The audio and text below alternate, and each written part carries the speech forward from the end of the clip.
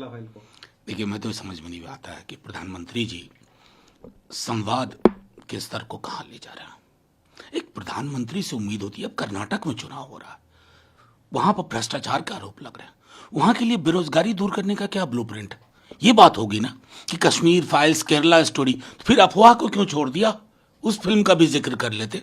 उस फिल्म का अगर जिक्र करते तो शायद गवर्नेंस में भी फायदा होता, सबका साथ सबका विश्वास विकास वाली बात भी जमीन पे उतरती। असल में मुझे लगता है कि प्रधानमंत्री जी अक्सर ये भूल जाते हैं 140 करोड़ के देश के वो प्रधानमंत्री हैं, और उस श्रृंखला में है जो जवाहरलाल नेहरू से शुरू होती है, अटल जी, मनमोहन सिंह जी, उस श्रृंखला के अनुरूप प्रधानमंत्री जी का ये कहना, जैसे बजरंग दल को ट्विस्ट कर दिया, बजरंग बली। अरे महाराज, अगर इतना सानिध्य और नैकट्य है तो बोलते जय बजरंग दल, वो नहीं कहेंगे। तो कुल मिलाकर के मैं देख रहा हूं कि ये एक्ट्स ऑफ डेस्परेशन है, लेकिन ये उचित नहीं है लोकतंत्र के लिए। वैसे कांग्रेस किसी राज्य में कांग्रेस कह रही है, मैंने कुछ अलग तो कहा नहीं, बस मैं सिर्फ इतना कहना चाहता हूं कि प्रधानमंत्री जी, देश के हालात ठीक नहीं है। सरहद से लेकर के मणिपुर में क्या हो रहा है, आपके लोग कहते हैं कि कांग्रेस आएगी पावर में तो दंगा होगा। साहब, आप तो वहां सरकार में दंगे चल रहे हैं। 2 दिन बाद जागे गृह मंत्री जी, क्या ये प्रधानमंत्री जी के लिए चिंता का विषय नहीं होना चाहिए? या प्रधानमंत्री जी के पद का मतलब है इटरनल चुनाव प्रचारक?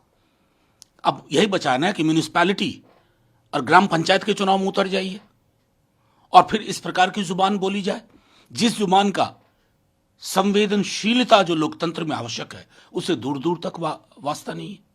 सामूहिक चिंता का विषय है ये। तो चुनाव में हम देख रहे हैं कि आधी कांग्रेस जेल में है, आधी वेल पे है, पीएफआई का साथ दे रहे हैं ये लोग, तो ऐसे लोगों को वोट क्या देना? मैं गिनाऊं नड्डा साहब कि जेल बेल वाले कितने आपने दल में शामिल करा लिए और सारे मुकदमे खत्म हो गए। और ताजा हालिया ये जो अडानी महामानव हैं उस पर बोलते नड्डा साहब, और आप तो बोलते बोलते ये कह गए कि 9 साल पहले तक भारत घुटने टेक के चलता। और मानता हूं कांग्रेस से विरोध है, थर्ड फ्रंट के नेताओं से विरोध है, प्रधानमंत्रियों से, अटल जी को भी लपेट लिया।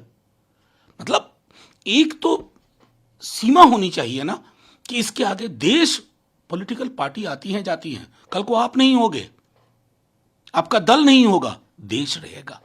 तो अपमान मत करिए कि 70 वर्षों में जो लोग भी थे, जिन लोगों ने चुन के सरकार बनाई, वो बेवकूफ थे, आपके आने का इंतजार कर रहे थे। आपका, मैं समझता हूं आपकी मजबूरी है, राजा की तेरे सुबह की जय, राजा तेरे शाम की जय, लेकिन साहब देश को अपमानित मत करिए। सर, शरद से आते हैं। शरद पवार साहब ने अपना जो इस्तीफा था वो वापस ले लिया है। उन्होंने कहा कि मैं अपने कार्यकर्ताओं का सम्मान करता हूं, उनकी भावनाओं के साथ कोई वो नहीं कर सकता। देखिए, मैं समझता हूं सिर्फ महाराष्ट्र के कद्दावर नेता नहीं, देश में अगर अनुभवी राजनेताओं की कोई फहरिस्त बने तो उनका नाम ऊपर शुमार होगा। और अभी जो खास तरह से जिस प्रकार विपक्ष के दलों के बीच बातचीत चल रही है उसमें शरद पवार जी का अनुभव काफी महत्वपूर्ण है। सर, कश्मीर में हम देखने वाले कि पिछले कई दिनों से मुठभेड़ चल रही है, 5 जवान हमारे शहीद हो गए हैं, लगातार ये पाकिस्तान की तरफ से रिटेलिएशन नहीं, सब कुछ मानते हैं गृह मंत्री जी, ये नॉर्मलिटी है।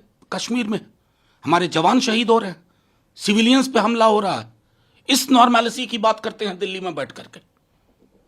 मैंने सदन में कहा था कि कश्मीर को जमीन का टुकड़ा मत समझिए, जिंदा लोग बसते हैं।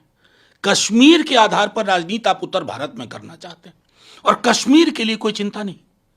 क्या हालत है, जो जवान शहीद होते हैं ना, आप तो झंडे में लपेट के फूल माला डाल करके एक दिन निश्चिंत हो जाते हो, लेकिन जिन घरों के चिराग बुझते हैं, कभी उन घरों में जाकर के 6 महीने बाद, साल भर बाद देखिए क्या, हर शहादत एक ट्रेल छोड़ के जाती है।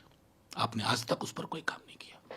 सिर्फ अंतिम सवाल है, कांग्रेस ये आरोप लगा रही है, रिकॉर्डिंग ऐसी सामने आई है। देखिए, मैंने वो ऑडियो सुना, अब उसकी सत्यता की जांच हो, लेकिन जो प्रधानमंत्री जी अपनी 91 गालियां गिन रहे थे उनके लिए भी चिंता का विषय होना चाहिए। एक दूसरे बड़े राजनीतिक दल के अध्यक्ष और राज्यसभा में प्रतिपक्ष के नेता के बारे में अगर ये बोला जा रहा है ना, तो 91 गालियों पे यह भारी पड़ता है।